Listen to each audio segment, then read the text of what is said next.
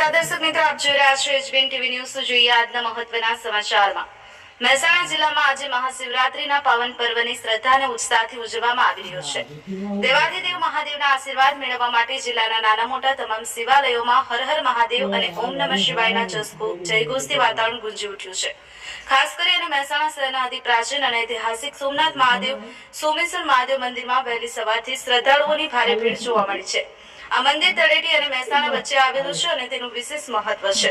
મહાશિવરાત્રીના દિવસે ભગવાન ભોળાનાથના દર્શન, પૂજા અર્ચના અને અભિષેકનું અતિ વિશેષ મહત્વ છે। ભક્તો લાઈનમાં ઉભા રહી અને શિવલિંગ પર જળાભિષેક કરી રહ્યા છે, બિલીપત્ર ચઢાવી રહ્યા છે અને મનોકામનાઓ પૂર્ણ થવાની આશા સાથે ધન્યતા અનુભવી રહ્યા છે। આખા દિવસ દરમિયાન મંદિરોમાં ભજન કીર્તન, રુદ્રાભિષેક અને રાત્રિ જાગરણનું આયોજન કરવામાં આવ્યું છે।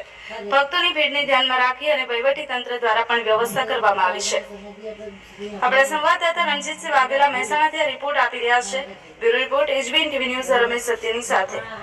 મુકુંદભાઈ મહેતા છે અને હું છેલ્લા 40 વર્ષથી અહીંયા પૂજા કરી રહ્યો છું। દાદાનું એકદમ બધાની આસ્થા એવી સારી છે અને ભગવાન સ્વયંભૂ અહીંયા હાજર બિરાજમાન છે અને બધાની મનોકામના અહીંયા પૂર્ણ થાય છે।